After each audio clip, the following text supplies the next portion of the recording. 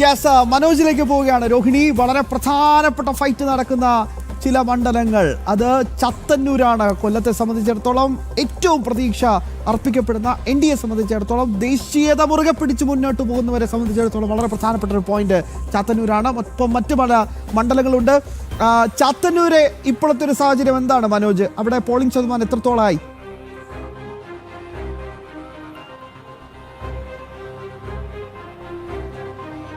ശ്യാം, കൊല്ലം ജില്ലയിൽ നോക്കുകയാണെങ്കിൽ മുഴുവനായി 34% മുകളിലേക്ക് കടന്നിരിക്കുകയാണ് പോളിംഗ് ശതമാനം. ഇതിൽ ചാത്തന്നൂർ നോക്കുകയാണെങ്കിൽ ചാത്തന്നൂർ മാത്രം 35 കടക്കാൻ പോവുകയാണ്. 34 കഴിഞ്ഞിരിക്കുകയാണ്.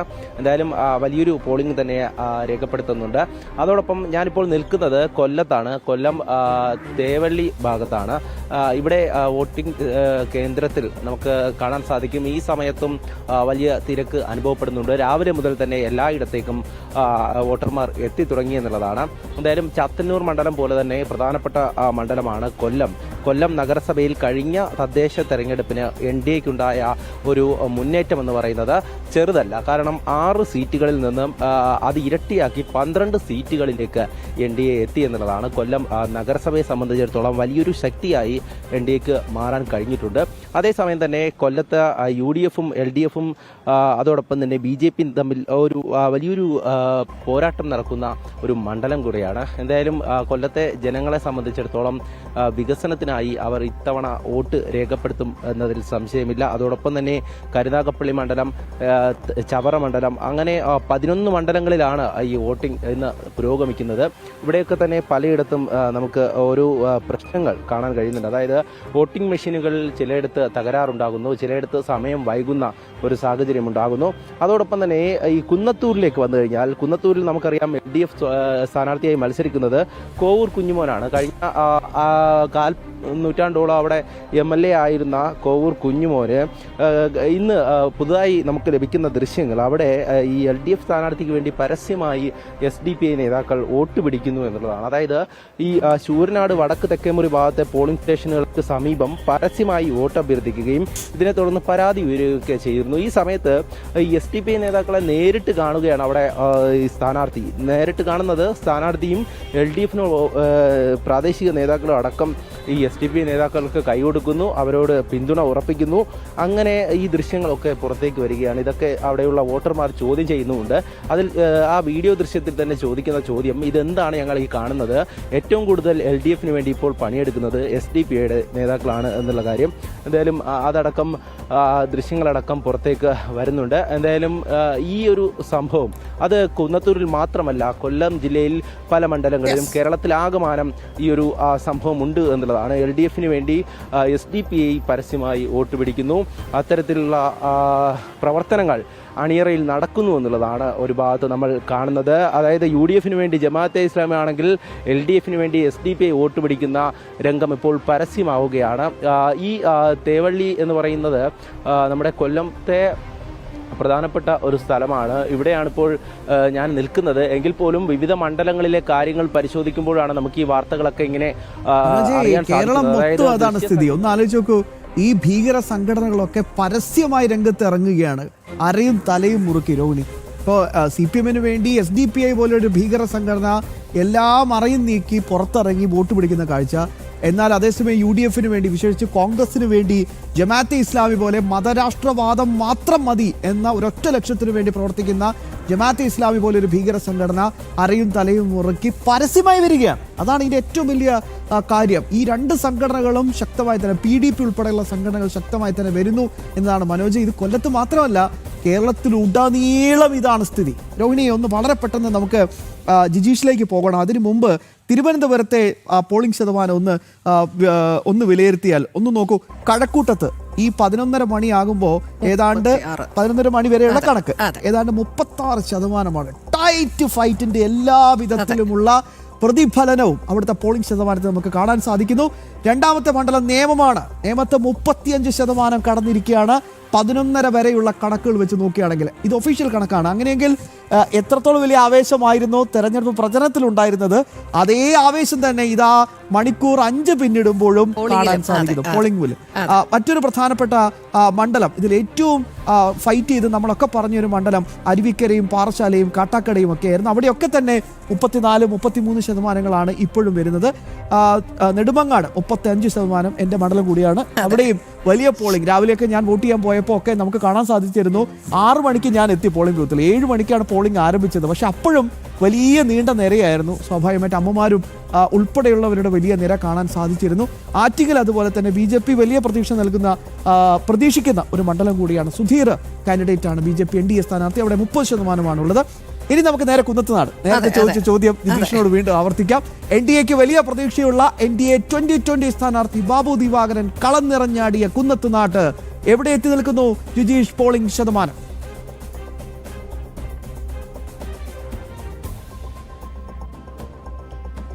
ശ്യാം നേരത്തെ പറഞ്ഞതുപോലെ തന്നെ വലിയ, അതായത് ശക്തമായ ത്രികോണ മത്സരം നടന്നിരിക്കുന്ന മണ്ഡലങ്ങളിലെല്ലാം തന്നെ മുൻകാലങ്ങളിൽ ഇല്ലാത്ത വലിയ പോളിംഗ് ശതമാനം തന്നെയാണ്. കുന്നത്തുനാട് തന്നെ എടുത്തു കഴിഞ്ഞാൽ അവിടെ നമുക്കറിയാം NDA മുന്നണി ശക്തമായ ഒരു മത്സരം കാഴ്ചവെച്ച മണ്ഡലമാണ്. അവിടെ NDAക്കായി ബാബു ദിവാകരൻ 2020 സ്ഥാനാർത്ഥി മത്സരരംഗത്ത് ശക്തമായി തന്നെ നിലയുറപ്പിച്ചു. ഇഞ്ചോടിഞ്ച് പോരാട്ടം, അതായത് സാധാരണ നിലയിൽ ഒരു തരത്തിലും ആർക്കാണ് വിജയം എന്നത് ഏതെങ്കിലും തരത്തിൽ ചിന്തിക്കാൻ പോലും കഴിയാത്ത രീതിയിലുള്ള ഇഞ്ചോടിഞ്ച് പോരാട്ടം. പ്രത്യേകിച്ച് ഏറ്റവും കരുത്ത് കാണിക്കുന്ന 2020 കഴിഞ്ഞ ദിവസം അവിടെ സമ്മേളനത്തിൽ എല്ലാം നമ്മൾ ചെന്ന സമയത്ത് അവിടെ മഹാസമ്മേളനം സംഘടിപ്പിച്ചിരുന്നു 2020 കോലഞ്ചേരിയിൽ. അവിടെ പങ്കെടുത്ത ആളുകളടക്കം ഒന്നിച്ച് ഒരേ സ്വരത്തിൽ പറഞ്ഞിരുന്ന ഒരു കാര്യമെന്ന് പറയുന്നത് അവർ 2020 മുന്നിൽ തന്നെ ശക്തമായി ആ ഒരു ഘട്ടത്തിലും അണിനിരക്കുന്നു എന്ന കാര്യം തന്നെയാണ് ചൂണ്ടിക്കാണിച്ചത്. അത് അക്ഷരാർത്ഥത്തിൽ ശരിവയ്ക്കുന്ന ഒരു പോളിംഗ് ശതമാനത്തിലേക്ക് പോകുന്നു. 40% കടന്നിരിക്കുന്നു എന്നതാണ് ഏറ്റവും പ്രധാനം. കാരണം നമ്മളെല്ലാവരും തന്നെ ഈ സംസ്ഥാനം ഒട്ടാകെ വീക്ഷിക്കുന്ന ഒരു തെരഞ്ഞെടുപ്പ് നടക്കുന്ന സ്ഥലമാണ് കുന്നത്തുനാട്. അവിടെ 2020 കരുത്ത് കൂടി ചേരുമ്പോൾ എന്തായിരിക്കും NDAയുടെ ഒരു പ്രകടനം എന്നത് തന്നെയാണ് വീക്ഷിക്കുന്നത്. ആ പ്രകടനത്തിന് ഇനി തിരഞ്ഞെടുപ്പ് ഫലം വരെ കാത്തിരിക്കേണ്ട ഒരു ഘട്ടം പോലും ഇല്ല എന്ന് മനസ്സിലാക്കാവുന്ന തരത്തിലേക്ക് പോകുന്നു ഈ ഒരു വലിയ പോളിംഗ് ശതമാനം എന്നത് തന്നെയാണ്. കാരണം 3 മുന്നണികളും ശക്തമായി തന്നെ പരമാവധി വോട്ടർമാരിലേക്ക് എത്താനുള്ള ശ്രമങ്ങൾ നടത്തി. വീടുകൾ കയറിയിറങ്ങി പല തവണ പ്രചാരണം നടത്തി. കാരണം 2020 നേതൃത്വത്തിൽ NDA ഉണ്ടാക്കുന്ന ഒരു മുന്നേറ്റം അത് സ്വാഭാവികമായും മുൻകൂട്ടി കണ്ടുകൊണ്ട് തന്നെയുള്ള ഒരു പ്രചാരണ പ്രവർത്തനങ്ങളായിരുന്നു LDFും UDFും എല്ലാം തന്നെ നടത്തിയിരുന്നത്. അങ്ങനെ 3 മുന്നണികളും വീടുകൾ കയറിയുള്ള പ്രചാരണം, പൊതുസമ്മേളനങ്ങൾ, പൊതുയോഗങ്ങൾ, പ്രധാനപ്പെട്ട ദേശീയ നേതാക്കളെ തന്നെ ഇറക്കിക്കൊണ്ട് NDAക്ക് വേണ്ടി കേന്ദ്ര ആഭ്യന്തരമന്ത്രി അമിത്ഷാ തന്നെ എത്തി. ആയിരക്കണക്കിന് ആളുകളാണ് ആ ഒരു സമ്മേളനത്തിലേക്ക് ഒഴുകിയെത്തിയത്. അതേ സമയത്ത് അല്ലെങ്കിൽ ഈ ഒരു ആൾക്കൂട്ടം കണ്ടോ അല്ലെങ്കിൽ അത്തരത്തിൽ കൂടുതൽ ആളുകൾ ഈ ഇത്തരത്തിൽ 2020 പരിപാടികളുടെ ഭാഗമാകുന്നു എന്നതുകൊണ്ട് തന്നെ രാഹുലിനെ തന്നെ ഇറക്കിക്കൊണ്ട് പ്രചരണം കുഴിപ്പിക്കാൻ UDFിന്റെ ഭാഗത്തു നിന്നുള്ള ശ്രമങ്ങളുണ്ടായി. LDFിനെ സംബന്ധിച്ചിടത്തോളം വലിയ തോതിൽ അവിടെ ഒരു പരാജയ ഭീതി നിലനിൽക്കുന്നു. PV ശ്രീനിധൻ ഇനി ഒരിക്കൽ കൂടി വിജയിക്കുമോ എന്ന കാര്യത്തിൽ മുന്നണിക്കുള്ളിൽ തന്നെ സംശയങ്ങൾ ഉള്ള ഒരു ഘട്ടത്തിൽ പ്രധാനമായും മത്സരം NDAയും UDFുമായി തമ്മിൽ നടക്കുന്ന ആ നിലയിലേക്ക് കുന്നത്തുനാട് മണ്ഡലം മാറുകയും ചെയ്തിരുന്നു. ആ ഒരു പശ്ചാത്തലത്തിലാണ് ഇത്ര വലിയ ഒരു പോളിംഗിലേക്ക് തെരഞ്ഞെടുപ്പ് നീങ്ങുന്നത്. 40% അധികം കടന്നിരിക്കുന്നു. അത് എല്ലാ മണ്ഡലങ്ങളിലും, അത് തൃപ്പൂണിത്തുറയിലാണെങ്കിലും കുന്നത്തുനാട്ടിലാണെങ്കിലും ആലുവയിലാണെങ്കിലും എല്ലാം തന്നെ NDAയുടെ ശക്തി കേന്ദ്രങ്ങളിലെല്ലാം തന്നെ ഈ പോളിംഗ് ശതമാനത്തിൽ വലിയ വർധനവുണ്ടായിരിക്കുന്നു. അതുകൊണ്ട് തന്നെ അത് എങ്ങനെയായിരിക്കും പ്രതിഫലിക്കുക എന്നത് തന്നെയായിരിക്കും ഇനിയുള്ള ഒരു മാസത്തോളം നീണ്ടു നിൽക്കുന്ന പ്രധാനപ്പെട്ട ഒരു രാഷ്ട്രീയ വിശകലനം, രാഷ്ട്രീയ ചർച്ച എന്ന് പറയുന്നത്. ഈ നിലയിലേക്ക് പോവുകയാണെങ്കിൽ 75% കടന്ന് 80% അതിലധികമോ ആയി പോളിംഗ് ശതമാനം വർദ്ധിക്കാനുള്ള ഒരു സാധ്യതയാണുള്ളത്. സാധാരണ നിലയിൽ നമ്മൾ നഗര കേന്ദ്രീകൃതമായ ഭാഗങ്ങളിലെല്ലാം പോളിംഗ് ശതമാനം കുറയുമെന്ന് പറയാറുണ്ട്. എങ്കിലും അവിടെയും പോളിംഗ് വർദ്ധിച്ചു വരുന്ന ഈ ഒരു ഉച്ച സമയത്തോടു കൂടി അല്പം പോളിംഗ് ശതമാനം കുറയുമ്പോൾ പോലും വൈകുന്നേരം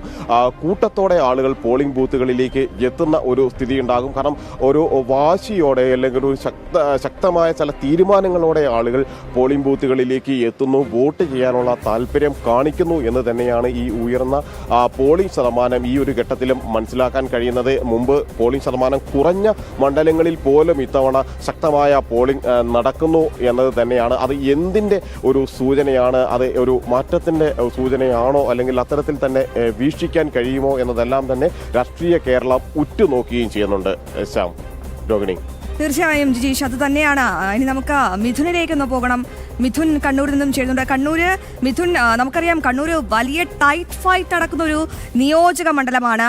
അപ്പോൾ അവിടെ ഒരുപാട് വികസന പ്രശ്നങ്ങളുണ്ട്, ജനങ്ങളുടെ ജനകീയ പ്രശ്നങ്ങളുണ്ട്. അതിനെല്ലാം മറുപടിയാകുമോ കണ്ണൂരിലെ വോട്ട്?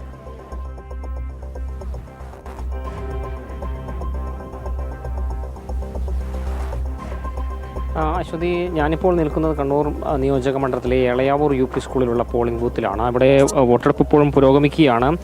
രാവിലെയൊക്കെ വലിയ തിരക്ക് അനുഭവപ്പെട്ടെങ്കിലും പിന്നീട് ആ തിരക്ക് ചൂടിനനുസരിച്ച് ക്രമാതീതമായി കുറയുന്നൊരു സാഹചര്യമുണ്ട്. മറ്റ് ജില്ലകളെ അപേക്ഷിച്ച് കണ്ണൂരിൽ പോളിംഗ് അല്പം കുറവാണ് എന്ന് പറയേണ്ടിയിരിക്കുന്നു. ഇപ്പോൾ 32.22% നിലവിൽ കണ്ണൂർ ജില്ലയിലെ മൊത്തം പോളിംഗ് ശതമാനം കണക്കിലെടുക്കുമ്പോൾ പറയുന്നത്. അതിൽ തന്നെ എടുത്തു പറയേണ്ടത് CPM-നെ സംബന്ധിച്ച് ഏറ്റവും കൂടുതൽ രാഷ്ട്രീയ ചർച്ചകളുണ്ടായ അല്ലെങ്കിൽ മുൻ CPM നേതാക്കന്മാർ മത്സരിക്കുന്ന പയ്യന്നൂരിലും തളിപ്പറമ്പിലും പോളിംഗ് ശതമാനം വളരെ കൂടുതലാണ് എന്നുള്ളതാണ് എടുത്തു പറയുന്നത്. പയ്യന്നൂരിൽ 33.59%, തളിപ്പറമ്പിൽ 33.79% നിലവിൽ പോളിംഗ് രേഖപ്പെടുത്തുന്നത്. കണ്ണൂർ നഗരത്തിലും അതുപോലെ കല്യാശ്ശേരിയിലും അടക്കം പോളിംഗ് കുറവാണ്, 30% പിന്നിട്ടിട്ടേ ഉള്ളൂ. ഏതായാലും പോളിംഗ് ക്രമാതീതമായി കൂടിക്കൊണ്ടിരിക്കുന്നുണ്ട്. പക്ഷേ അത് വൈകുന്നേരം ആകുമ്പോഴത്തേക്ക് ഈ വെയിലിൻ്റെ ഒരു സാഹചര്യം മാറുമ്പോഴേക്കും പോളിംഗ് കൂടാനുള്ള സാധ്യത നിലനിൽക്കുന്നുണ്ട്. അതേസമയം പ്രമുഖരായ ആളുകളൊക്കെ തന്നെ, നേതാക്കന്മാരൊക്കെ തന്നെ ഇന്ന് ഉച്ചയ്ക്ക് മുൻപ് തന്നെ വോട്ട് രേഖപ്പെടുത്തിയിട്ടുണ്ട്. അല്പസമയം മുൻപാണ് രാജ്യസഭാ MP സദാനന്ദൻ മാസ്റ്റർ മട്ടന്നൂർ മണ്ഡലത്തിലെ കുഴിക്കൽ LP സ്കൂളിലെ 79-ാം നമ്പർ ബൂത്തിൽ വോട്ട് രേഖപ്പെടുത്തിയത്. കണ്ണൂർ നിയോജക മണ്ഡലം NDA സ്ഥാനാർത്ഥി C രഘുനാഥ് സെൻറ്റ് മൈക്കിൾസ് സ്കൂളിലെ പോളിംഗ് ബൂത്തിലാണ് വോട്ട് രേഖപ്പെടുത്തിയത്. അതുപോലെ തന്നെ BJP ദേശീയ ഉപാധ്യക്ഷൻ AP അബ്ദുള്ളക്കുട്ടി രാധാവിലാസം സ്കൂളിലെ പോളിംഗ് ബൂത്തിൽ വോട്ട് രേഖപ്പെടുത്തുകയും ചെയ്തിട്ടുണ്ട്. അതിനിടെ ഇപ്പോൾ ഏറ്റവും ഒടുവിലൊരു വിവരം കൂടി പുറത്തു വരുന്നുണ്ട്. ഈ ചിലയിടങ്ങളൊക്കെ തുടക്കത്തിൽ പോളിംഗ് സ്റ്റേഷനുകളിൽ തുടക്കത്തിൽ ഈ വോട്ടിംഗ് മെഷീൻ തകരാറിനെ തുടർന്ന് പോളിംഗ് വൈകുന്നൊരു സാഹചര്യം ഉണ്ടായിട്ടുണ്ട്. ഇപ്പോഴത്തെ ഇരിക്കൂർ മണ്ഡലത്തിലെ ശ്രീകണ്ഠാപുരം ഹയർ സെക്കൻഡറി സ്കൂളിലെ 124-ാം ബൂത്തിൽ പോളിംഗ് തടസ്സപ്പെട്ടിട്ടുണ്ട്. മെഷീൻ തകരാറിലായതിനെ തുടർന്നാണ് ഈ ഒരു പോളിംഗ് തടസ്സപ്പെട്ടത്. അത് ഉടൻ തന്നെ പരിഹരിക്കുമെന്നാണ് ഉദ്യോഗസ്ഥരടക്കം ഇപ്പോൾ വ്യക്തമാക്കുന്നത്. എന്തായാലും കണ്ണൂരിൽ മന്ദഗതിയിലാണെങ്കിൽ പോളിംഗ് പുരോഗമിക്കുന്നുണ്ട്. ഏറ്റവും കൂടുതൽ പോളിംഗ് രേഖപ്പെടുത്തുന്നത് ഈ ഏറ്റവും കൂടുതൽ രാഷ്ട്രീയ പ്രശ്നങ്ങൾ റിപ്പോർട്ട് ചെയ്ത പയ്യന്നൂരിലും തളിപ്പറമ്പിലുമാണ് എന്നുള്ളത്. കേരളത്തിന്റെ കണ്ണും കാതുമാണ് കണ്ണൂർ എന്ന് പറയുന്നത്. പ്രത്യേകിച്ച് ധർമ്മടം മണ്ഡലം എല്ലാവരും ഉറ്റുനോക്കുന്ന ഒരു മണ്ഡലമാണ്. മുഖ്യമന്ത്രി പിണറായി വിജയൻ 3ാം തവണയും അവിടെ ജനവിധി തേടുമ്പോൾ അവിടെ ശക്തമായൊരു ഭരണവിരുദ്ധ തരംഗം അലയടിക്കുന്നുണ്ട്. എനിക്ക് അവിടെ BJP-യുടെ K രഞ്ജിത്തും UDF-ന്റെ VP അബ്ദുൾ റഷീദുമാണ് മുഖ്യമന്ത്രിയുടെ പ്രധാനപ്പെട്ട എതിരാളികൾ. ഇത് വെറുമൊരു തെരഞ്ഞെടുപ്പല്ല, മറിച്ച് ധർമ്മടത്ത് എന്തെങ്കിലും ഇടതുപക്ഷത്തിന്റെ ഒരു അട്ടിമറി നടക്കുമോ എന്നും കൂടി ഉറ്റുനോക്കുന്നുണ്ടല്ലോ. എന്താണ് അവിടുത്തെ അവസ്ഥ ധർമ്മടത്തെ?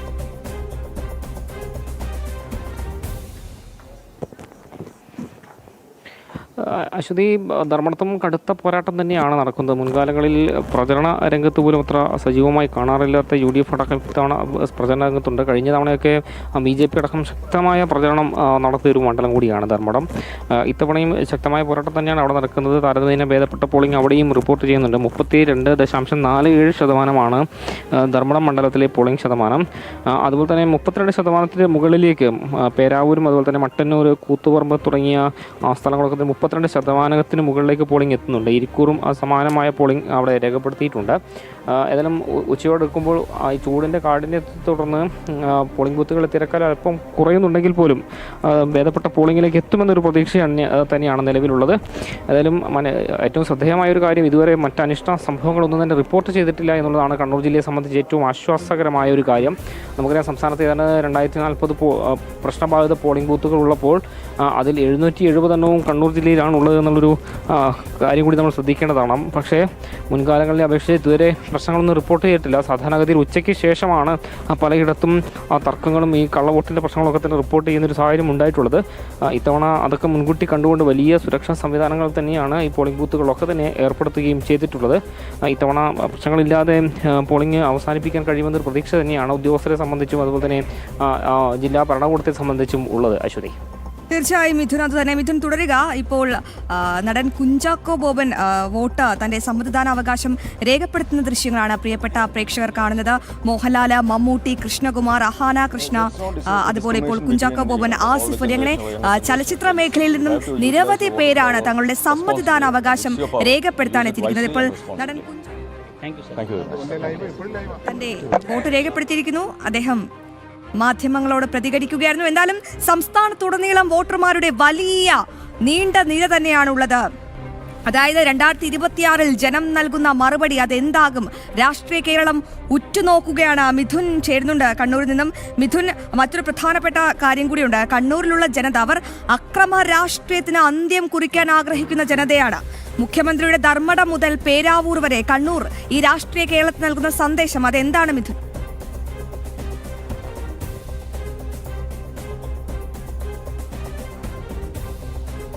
രാഷ്ട്രീയ വിഷയങ്ങൾ ചർച്ചയായ ഒരു തെരഞ്ഞെടുപ്പ് കൂടിയാണ് കടന്നു പോകുന്നത്. നമുക്കറിയാം, CPM-നുള്ളിലെ പടലപ്പണക്കവും, രണ്ട് ഒരു CPM-ന്റെ ജില്ലാ കമ്മിറ്റി അംഗമാണെങ്കിൽ മറ്റൊരിടത്ത് CPM-ന്റെ ജില്ലാ സെക്രട്ടേറിയറ്റ് അംഗം UDF പിന്തുണയ്ക്കുന്ന സ്വതന്ത്ര സ്ഥാനാർത്ഥിയായി മത്സരിക്കുന്നു എന്നൊരു കൗതുകം കൂടി ഇത്തവണത്തെ തെരഞ്ഞെടുപ്പിലുണ്ട്. ഒന്ന് പയ്യന്നൂരിലാണെങ്കിൽ മറ്റൊന്ന് തളിപ്പറമ്പിലാണ്. അത്തരത്തിൽ CPM-ന്റെ മുൻ നേതാക്കന്മാർ UDF പിന്തുണയ്ക്കുന്ന പൊതു സ്വതന്ത്രനായി മത്സരിക്കുന്നു എന്നൊരു പ്രത്യേകത കൂടി.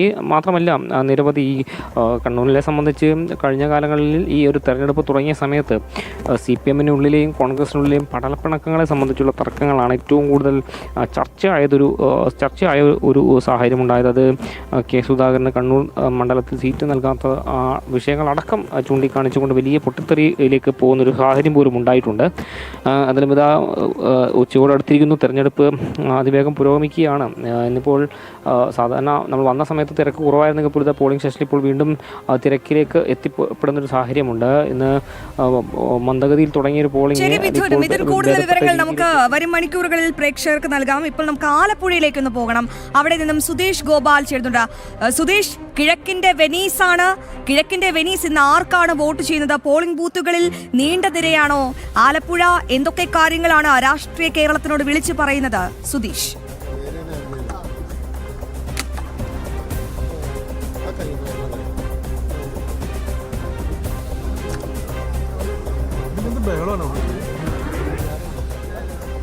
ആലപ്പുഴയിലും വോട്ടർമാരുടെ നീണ്ട നിരയാണ് കാണാൻ സാധിക്കുന്നത്. ഞങ്ങളുടെ പ്രതിനിധി സുധീഷ് ഉണ്ട് അവിടെ നിന്നും കൂടുതൽ വിവരങ്ങൾ നൽകാൻ.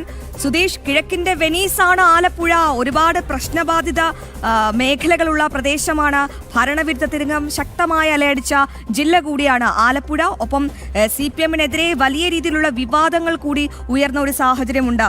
അപ്പോൾ ഈ ആലപ്പുഴയിൽ ഇപ്പോൾ എന്താണ് നിലവിലെ സാഹചര്യം? പോളിംഗ് എത്ര ശതമാനമാണ്?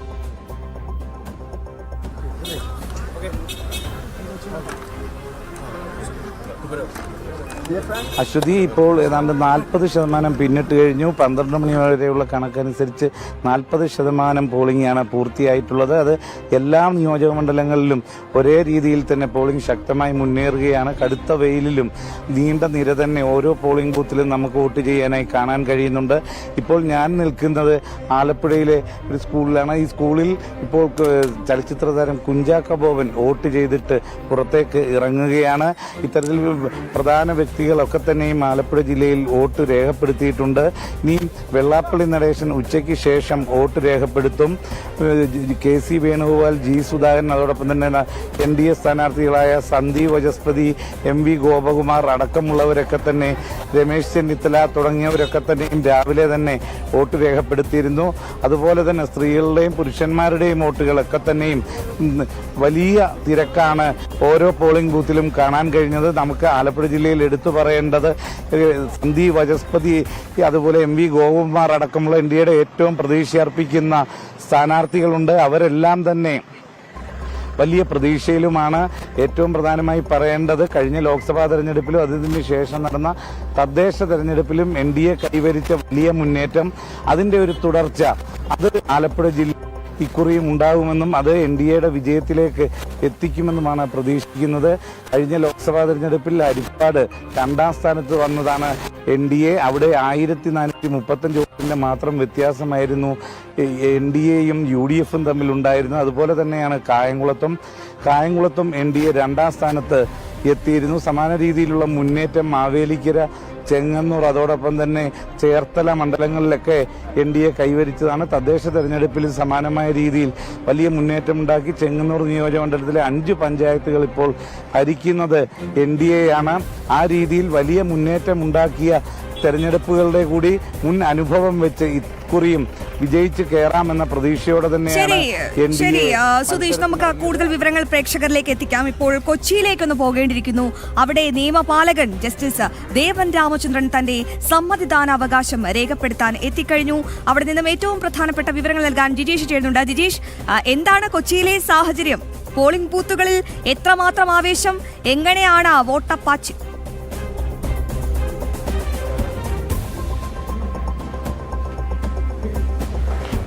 അശ്വതി പറഞ്ഞതുപോലെ തന്നെ തെരഞ്ഞെടുപ്പ് പോളിംഗ് പുരോഗമിക്കുമ്പോൾ വലിയ ഒരു ആവേശം തന്നെയാണ് നമുക്ക് വോട്ടർമാരിൽ കാണാൻ കഴിയുന്നത്. സമൂഹത്തിൻ്റെ വിവിധ മേഖലകളിലുള്ള ആളുകൾ, പ്രമുഖരടക്കം വോട്ട് ചെയ്ത് മടങ്ങുന്നു. അവരെല്ലാം ഈ വോട്ടർമാർക്ക് വോട്ട് ചെയ്യാനുള്ള പ്രചോദനവും ആവേശവും പകർന്ന് തന്നെയാണ് മടങ്ങുന്നത് എന്നതാണ്. ഇപ്പോൾ ജസ്റ്റിസ് ദേവൻ രാമചന്ദ്രൻ അദ്ദേഹം വോട്ട് രേഖപ്പെടുത്തുന്നു. നീതിയുടെ കാവലാൾ എത്രയോ നിയമ പ്രശ്നങ്ങളിൽ, പൊതു പ്രശ്നങ്ങളിലെല്ലാം ഇടപെട്ടുകൊണ്ട് ശക്തമായ നീതി നിർവഹണത്തിൽ ശക്തമായ ഇടപെടലുകൾ നടത്തിയിട്ടുള്ള, വിധികൾ പുറപ്പെടുവിച്ചിട്ടുള്ള ജസ്റ്റിസ് ദേവൻ രാമചന്ദ്രൻ അദ്ദേഹം ഇപ്പോൾ വോട്ട് ചെയ്യുന്നു. പാലാരിവട്ടം വിൻസെന്റ് ഡിപ്പോൾ കോൺവെന്റിലാണ് അദ്ദേഹത്തിൻ്റെ വോട്ട് ഉള്ളത്. അവിടെ വോട്ട് രേഖപ്പെടുത്തിയ ശേഷം അല്പസമയത്തിനകം അദ്ദേഹം പുറത്തേക്ക് ഇറങ്ങും.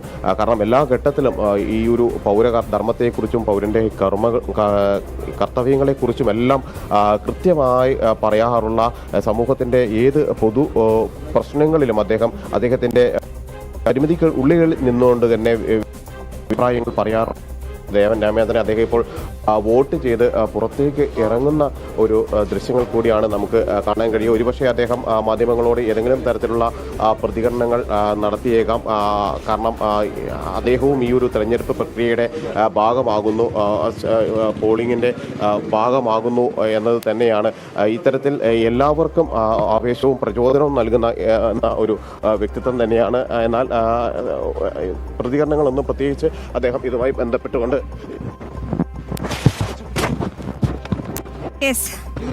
നിയമപാലകൻ ജസ്റ്റിസ് ദേവൻ രാമചന്ദ്രൻ തന്റെ സമ്മതിദാനാവകാശം വിനിയോഗപ്പെടുത്തി തിരിച്ച് കാറിലേക്ക് കയറുന്ന ദൃശ്യങ്ങളാണ് പ്രേക്ഷകർ കാണുന്നത്. അദ്ദേഹം മാധ്യമങ്ങളോട് പ്രതികരിക്കുന്നില്ല. അതെ, ഇതാണ് ജനാധിപത്യത്തിന്റെ ആ ഒരു മഹോത്സവത്തിൽ എല്ലാവരും പങ്കാളികളാകുന്ന മനോഹരമായ കാഴ്ച. കേരളത്തിന്റെ വാണിജ്യ സ്ഥിരാ കേന്ദ്രമായ കൊച്ചി ഇന്ന് പോളിംഗ് ബൂത്തുകളിലേക്ക് ഒഴുകുകയാണ്. ഹൈടെക് വികസനത്തിന്റെ തിളക്കത്തിനിടയിലും പ്രിയപ്പെട്ട പ്രേക്ഷകരെ നമ്മൾ ഓർക്കേണ്ടത്, അവിടെ സാധാരണക്കാരുടെ നീറുന്ന പ്രശ്നങ്ങൾ വലിയ രീതിയിൽ ചർച്ചയാവുന്ന ജില്ല കൂടിയാണ് എറണാകുളം എന്ന് പറയുന്നത്. ജിജീഷ് ഉണ്ട് കൂടുതൽ വിവരങ്ങൾ നൽകാൻ. ജിജീഷ്, നമുക്ക് നോക്കേണ്ടത് തൃക്കാക്കരയാണ്. തൃക്കാക്കരയെ വേണമെങ്കിൽ ഒരു രാഷ്ട്രീയ പരീക്ഷണങ്ങളുടെ ലബോറട്ടറി എന്ന് വിശേഷിപ്പിക്കാം, അല്ലേ? അവിടെ ഉമാ തോമസും അഖിൽ മാരാരും ഒപ്പം CPM-ന്റെ പുഷ്പദാസുമാണ് കൊമ്പ് കോർക്കുന്നത്. എന്താകും അവിടുത്തെ ഒരു രാഷ്ട്രീയ ചിത്രം?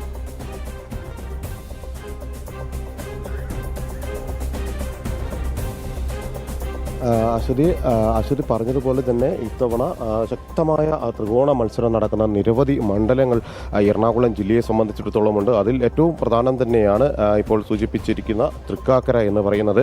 അവിടെ വലിയ ഒരു പ്രചാരണം, മുന്നേറ്റമെല്ലാം തന്നെ NDA നടത്തിയിട്ടുണ്ട് എന്ന് തന്നെയാണ് പ്രചാരണ പ്രവർത്തനങ്ങളിൽ നിന്ന് നമുക്ക് കാണാൻ കഴിയുന്നത്. കാരണം മുൻകാലങ്ങളിൽ നിന്ന് വ്യത്യസ്തമായി ഉള്ള ഒരു പ്രചാരണ പ്രവർത്തനങ്ങൾക്കും എല്ലാം തന്നെയായിരുന്നു ആസൂത്രണം ചെയ്ത് മുന്നോട്ട് പോവുകയും ചെയ്തിരുന്നത്. അഖിൽ മാരാർ എന്ന ഏറ്റവും പരിചിതനും ജനസമ്മതനുമായ ഒരു സ്ഥാനാർത്ഥി തൃക്കാക്കരയിൽ NDA മുന്നണിയുടെ സ്ഥാനാർത്ഥിയായി വരുന്നു. അവിടെ സിറ്റിംഗ് MLA ഉമാ തോമസിനെ ആണ് അദ്ദേഹത്തിന് നേരിടേണ്ടിയിരുന്നത്. മറുഭാഗത്ത് LDF-ന്റെ പുഷ്പദാസ് മത്സരരംഗത്ത് ശക്തമായി തന്നെ നിൽക്കുന്നു. എന്നാൽ അതിലേക്ക് അപ്പുറം രംഗത്ത് ഏറെ മുന്നോട്ട് പോകാൻ ഈ അഖിൽ മാരാരെ സംബന്ധിച്ചിടത്തോളം കഴിഞ്ഞു. അദ്ദേഹത്തിൻ്റെ പ്രചരണ പരിപാടികളിൽ എല്ലാം തന്നെ വലിയ ഒരു ആൾക്കൂട്ടം അല്ലെങ്കിൽ പ്രവർത്തകരുടെയും ഒപ്പം തന്നെ സാധാരണ വോട്ടർമാരുടെയും എല്ലാം ബാഹുല്യം നമുക്ക് കാണാൻ കഴിയും. ആ സ്ഥലങ്ങളിലെല്ലാം തന്നെ കുറഞ്ഞ വാക്കുകളിൽ അദ്ദേഹം ചില കാര്യങ്ങൾ വോട്ടർമാരോടായി പറഞ്ഞിരുന്നു.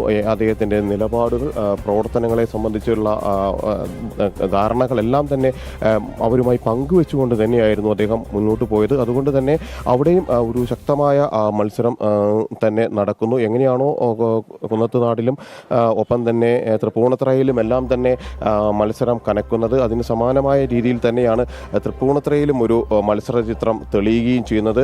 അവിടെ നിലവിൽ പോളിംഗ് ശതമാനം നല്ല രീതിയിൽ തന്നെ മുന്നോട്ട് പോകുന്നു. ഉയർന്ന പോളിംഗ് ശതമാനത്തിലേക്ക് തന്നെ പോകാനുള്ള ഒരു സാധ്യതയാണ്. കാരണം 40% കടന്നിരിക്കുന്നു കുന്നത്തുനാടും തൃപ്പൂണിത്തുറയുമെങ്കിൽ തൃക്കാക്കരയും ഒട്ടും പിന്നിലല്ല. അവിടെ 36% പോളിംഗ്. ഏറ്റവും ഒടുവിലത്തെ തെരഞ്ഞെടുപ്പ് കമ്മീഷന്റെ ഔദ്യോഗിക കണക്കുകൾ പുറത്തു വരുമ്പോൾ 36% എത്തിയിരിക്കുന്നു. 4% ഒരു വ്യത്യാസം മാത്രമാണ് മറ്റ് ഏറ്റവും പോളിംഗുള്ള മറ്റ് മണ്ഡലങ്ങളെ സംബന്ധിച്ചിടത്തോളം ഉള്ളത്. സ്വാഭാവികമായും ഇനി വൈകുന്നേരത്തോടുകൂടി ആ പോളിംഗ് ശതമാനത്തിൽ വലിയ ഒരു വർധനവുണ്ടാകാനുള്ള സാധ്യത തന്നെയാണ് ഉള്ളത്. അങ്ങനെയെങ്കിൽ അവിടെയും 75%, 80% എല്ലാം തന്നെ എത്തുന്ന ഒരു പോളിംഗ് ശതമാനത്തിലേക്ക് തൃക്കാക്കരയും എത്തും. അങ്ങനെ ആലുവയാണെങ്കിലും തൃക്കാക്കരയാണെങ്കിലും കുന്നത്തുനാടാണെങ്കിലും തൃപ്പൂണിത്തുറയാണെങ്കിലും എല്ലാം തന്നെ സമാനതകളില്ലാത്ത ഒരു പോളിംഗ് ശതമാനത്തിലേക്ക് നീങ്ങുന്നു. എന്താണ് വോട്ടർമാരുടെ മനസ്സിൽ, അവരെന്താണ് ചിന്തിക്കുന്നത്? ഒരു മാറ്റത്തിൻ്റെ കാഹളം മുഴങ്ങുന്ന